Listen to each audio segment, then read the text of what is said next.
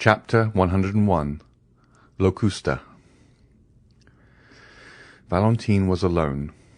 2 other clocks, slower than that of Saint-Philippe-du-Roule, struck the hour of midnight from different directions, and, excepting the rumbling of a few carriages, all was silent. Then Valentine's attention was engrossed by the clock in her room, which marked the seconds. She began counting them, remarking that they were much slower than the beatings of her heart, and still she doubted. The inoffensive Valentine could not imagine that anyone should desire her death. Why should they? To what end? What had she done to excite the malice of an enemy? There was no fear of her falling asleep. One terrible idea pressed upon her mind, that someone existed in the world who had attempted to assassinate her, and who was about to endeavour to do so again. Supposing this person wearied at the inefficacy of the poison, should, as Monte Cristo intimated, have recourse to steel? What if the Count should have no time to run to her rescue? What if her last moments were approaching, and she should never again see Morel? When this terrible chain of ideas presented itself, Valentine was nearly persuaded to ring the bell and call for help. But through the door she fancied she saw the luminous eye of the Count, that eye which lived in her memory, and the recollection overwhelmed her with so much shame that she asked herself whether any amount of gratitude could ever repay his adventurous and devoted friendship. 20 minutes. 20 tedious minutes passed thus, then 10 more, and at last the clock struck the half-hour. Just then the sound of finger-nails slightly grating against the door of the library informed Valentine that the Count was still watching, and recommended her to do the same. At the same time, on the opposite side, that is, towards Edward's room, Valentine fancied that she heard the creaking of the floor. She listened attentively, holding her breath till she was nearly suffocated. The lock turned, and the door slowly opened. Valentine had raised herself upon her elbow, and had scarcely time to throw herself down on the bed and shade her eyes with her arm. Then, trembling, agitated, and her heart beating with indescribable terror, she awaited the event. Someone approached the bed and drew back the curtains. Valentine summoned every effort, and breathed with that regular respiration which announces tranquil sleep. "Valentine," said a low voice. Still silent, Valentine had promised not to awake. Then everything was still, excepting that Valentine heard the almost noiseless sound of some liquid being poured into the glass she had just emptied. Then she ventured to open her eyelids, and glance over her extended arm. She saw a woman in a white dressing-gown pouring a liquor from a phial into her glass. During this short time Valentine must have held her breath, or moved in some slight degree, for the woman, disturbed, stopped and leaned over the bed, in order the better to ascertain whether Valentine slept. It was Madame de Villefort. On recognizing her stepmother, Valentine could not repress a shudder, which caused a vibration in the bed. Madame de Villefort instantly stepped back close to the wall, and there, shaded by the bed curtains, she silently and attentively watched the slightest movement of Valentine. The latter recollected the terrible caution of Monte Cristo. She fancied that the hand not holding the phial clasped a long, sharp knife. Then, collecting all her remaining strength, she forced herself to close her eyes. But this simple operation upon the most delicate organs of our frame, generally so easy to accomplish, became almost impossible at this moment. So much did curiosity struggle to retain the eyelid open and learn the truth. Madame de Villefort, however, reassured by the silence, which was alone disturbed by the regular breathing of Valentine, again extended her hand, and, half hidden by the curtains, succeeded in emptying the contents of the phial into the glass. Then she retired so gently that Valentine did not know she had left the room. She only witnessed the withdrawal of the arm, the fair round arm of a woman but 25 years old, and who yet spread death around her. It is impossible to describe the sensations experienced by Valentine during the minute and a half Madame de Villefort remained in the room. The grating against the library door aroused the young girl from the stupor in which she was plunged, and which almost amounted to insensibility. She raised her head with an effort. The noiseless door again turned on its hinges, and the Count of Monte Cristo reappeared. "Well," said he, "do you still doubt?" "Oh," murmured the young girl, "have you seen?" "Alas!"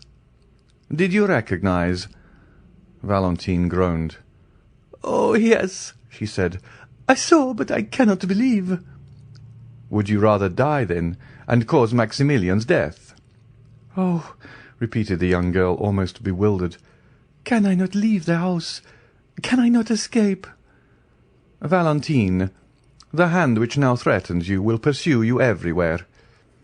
Your servants will be seduced with gold, and death will be offered to you disguised in every shape. You will find it in the water you drink from the spring, in the fruit you pluck from the tree." "But did you not say that my kind grandfather's precaution had neutralized the poison?"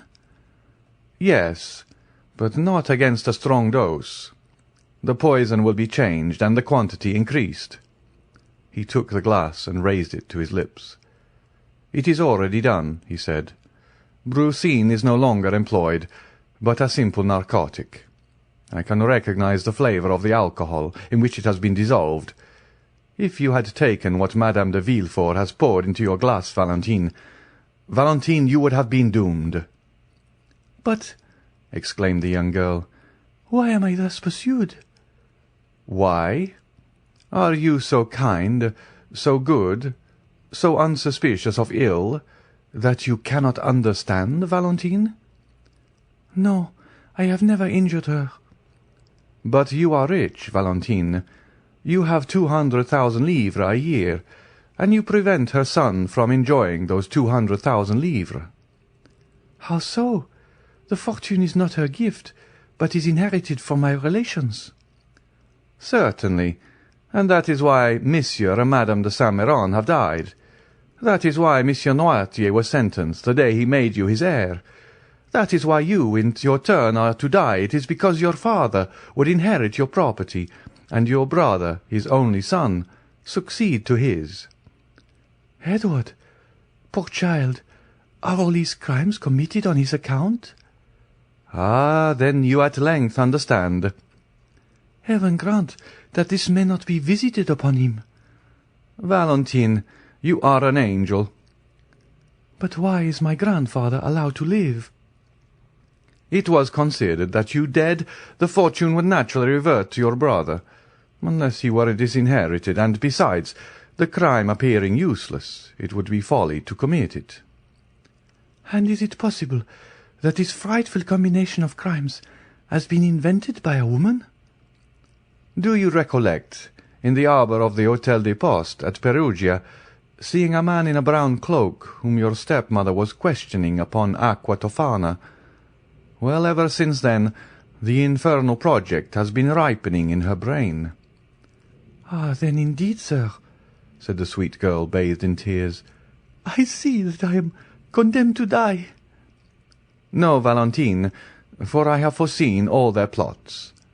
No, your enemy is conquered, since we know her, and you will live, Valentine, live to be happy yourself, and to confer happiness upon a noble heart.